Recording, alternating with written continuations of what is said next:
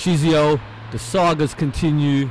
You know what? I don't even know where the hell I am. I'm in some countryside thing, but the sagas is all about getting important people in the scene that we all think have contributed to the scene. And you don't have to be in front of the camera to do that. You can also be behind it, and there's other ways to contribute. So I had to get a man like Nihal on the sagas. What's happening, Shiz? Big grin on your face, bro. What's happening? It's a great introduction. No. But it's true, because there's people that obviously they want to see the artists and the boxers and the comedians, which is all good. But in sheer contribution to the scene, like, I had to get you on the show, bro. It's really nice, man. When you asked me, it was, as you know, it's not easy to get both of us together. Yeah. So we made it work, and we made it work in a place which is very much a big part of my life, Well, I was just going to ask, where the hell are we, bruv? We are in a place called Harlow Town, which is in Essex. Anyone that knows anything about me knows I'm an Essex boy, and this is where I was born. There's a hospital just over there, which is where I was born. It's where my mum worked as a nurse, staff nurse, for 36 years. And this venue behind us is where, when I was 16 years old, I put on a big rap show here for people that were my age, because I felt like there wasn't anything for us to do, and that was the first gig I ever promoted. Those people who know me, they'll know all about Bombay Bronx, and we're going to get into all of that, brother. Yeah. You don't want to give them too much straight away, true, bro. These are the sagas. sagas.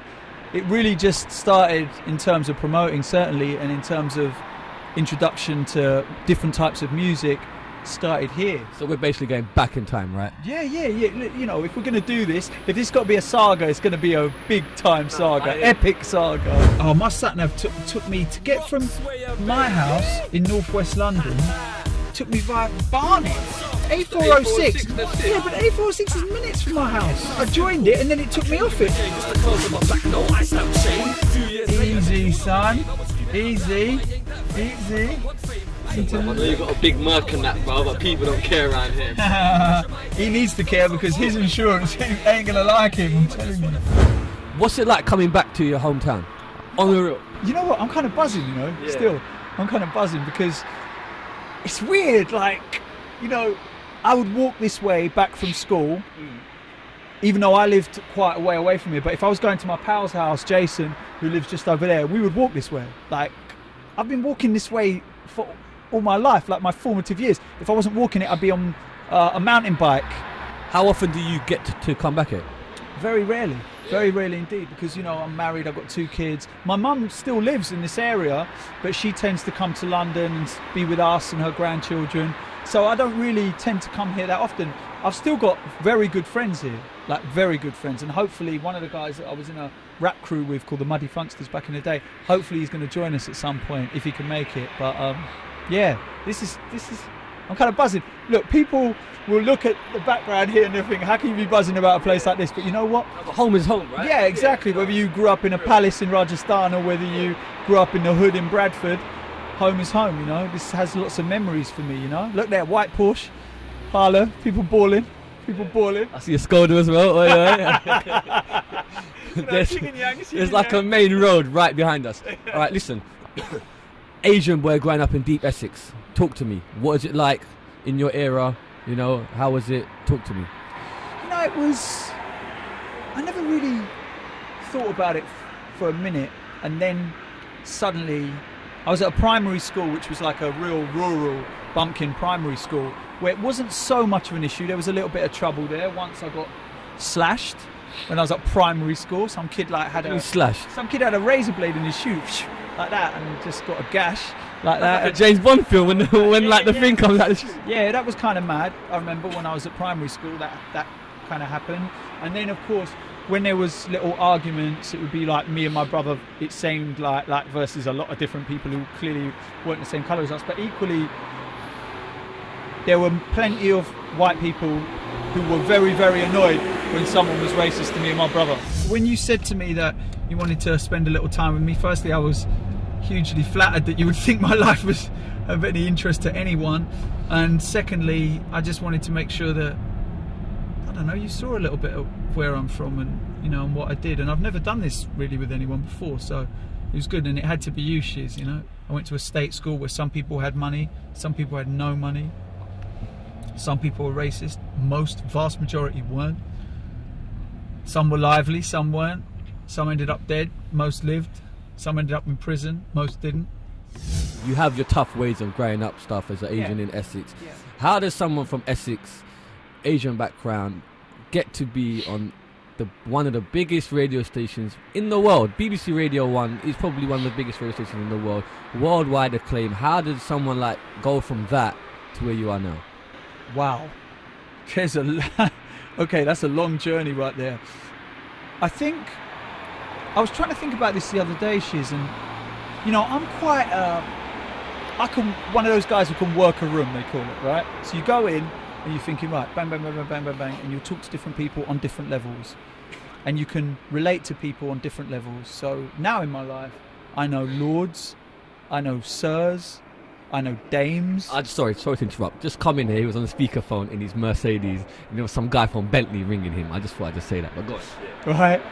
You know, plus I know 18-year-old MCs, 21-year-old producers, people on the up, and hopefully I speak to all of them on a level, and I try and relate to them in the same way they can relate to me. And I learnt that here. This is where I learnt all those skills, because those are the skills you had to have in order to survive and succeed. You know, look, my upbringing wasn't rough. I didn't grow up in a hood. My parents owned their own house. They had their jobs. It was a stable background at home, but I did go to a comprehensive school which had a lot of issues with it at the time, and also didn't. You know, it was just a normal comprehensive school. It wasn't the South Bronx and it wasn't Brixton. How did I get to Radio 1? Was music. Friday. Rush hour on Friday.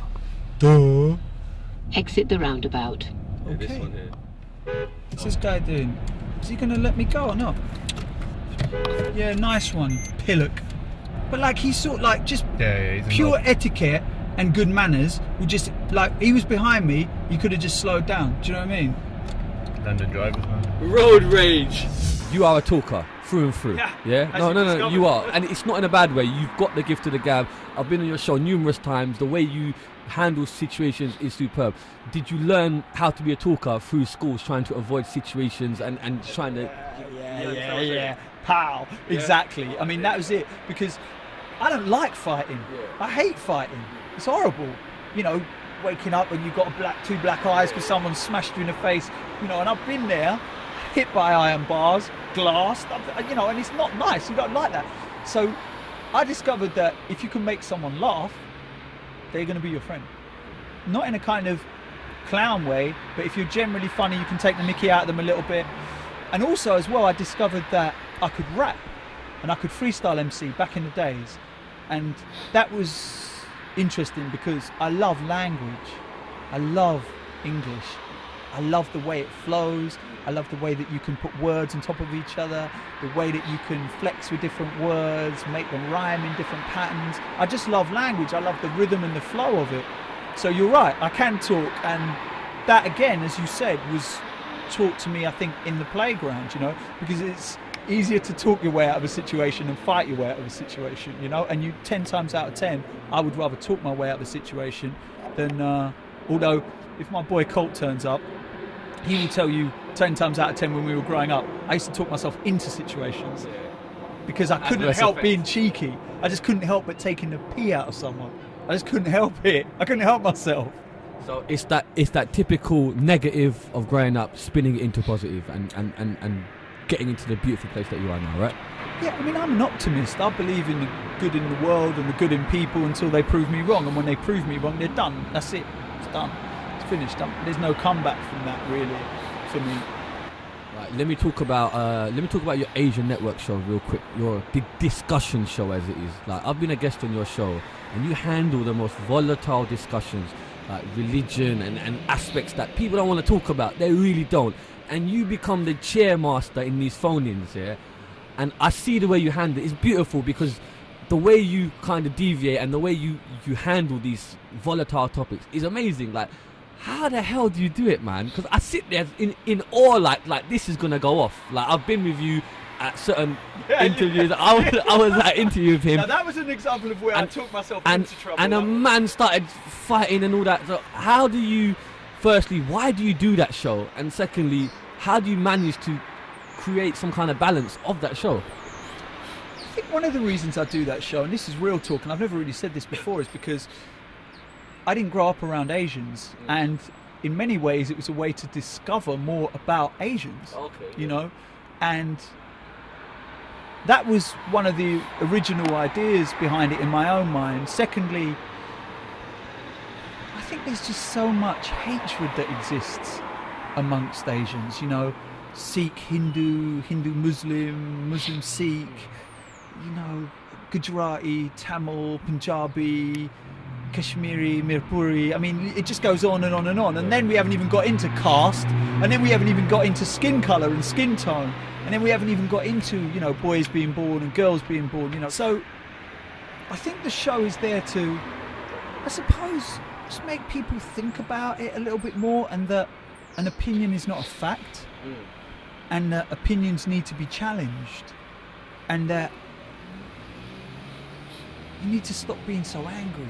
And there are reasons to be angry. There are definitely reasons to be angry at injustice and things that you feel that have been done to you, and no one has been brought to justice for those things. I get that, I do understand that. But people exploit that, and people in pain who are vulnerable are easily exploited by people in power. And I see a lot of that, you know, I see a lot of that, and I hear a lot of that. And doing that Asian Network show really gets to the heart of a lot of things. It's a very lightweight show as well, in the sense that sometimes we have light-hearted discussions about things, but otherwise we have, you know, when you're having phone discussions about what happened to Sikhs in 1984, that is hugely sensitive, and has to be dealt with sensitively. When you're having discussions about the Prophet Muhammad and people were trying to insult the Prophet Muhammad, you have to take that out quickly. And on one occasion I failed miserably to do that, and it ended up with 1,500 complaints coming to the BBC. It ended up with the head of security at the BBC telling me, you have to watch the way you go home, change your route home. You know, now Radio 1 DJs don't have to deal with that. Like when I'm doing a music show, and you know, that was you know, and it, you know, real talk again, Shiz, it is tiring dealing with that. Do you not think, like, I can't be bothered to do this because all eyes are on you? You become the public enemy. You become the scapegoat. Well, in the last month alone, I've been told I'm a Hindu extremist, a Sikh extremist, anti-Muslim, pro-Muslim. You know, you just get taught these things, and you get told that you are these things. And every time I'm told something like that, I know that I'm doing a good job. Not because I'm winding people up, but because those people have no idea how I think. They have no idea what I believe. My job is to provoke debate. That is my job, okay? So I'm there to be devil's advocate. So really and truly, it's a very easy job, Shiz, because all you have to do is disagree with whoever's speaking. Yeah, but it's easy to stir, but then when you go too far, then people are after you. Like, no, it's all his fault. He's the bad guy, rather than the person that's ringing. So, like, the focus turns on you as you become the scapegoat. And I've had a lot of it. I've seen it. Yeah, you've seen it. I've had a lot of it. You've had kind of lots of hate on Facebook groups and message boards and text things going around. He said this about our prophet or our guru or whatever. And I've never said anything like that, because I am scrupulously careful to not. Because, of course, people who have a faith deserve to be respected for that faith. Okay, they deserve respect, and they deserve to be treated not with kid gloves, because of course sometimes people use faith to argue for cultural things, which are nothing to do with the faith, right? And at that point, then they have to be exposed to that, right? And I'm not saying it's my job to expose, but my job is to definitely question them. And some people don't like being questioned because they're used to being surrounded by people who just say yes to them all the time. Yeah, and I ain't that one. I ain't the one, son. Like, if you're coming to me thinking that I'm going to just kiss your backside, it ain't going there. Like, I'm the Brown Paxman in this, right? Straight up and down, right? Yo, he's not that guy, but I'm that guy. It's advert time. Later.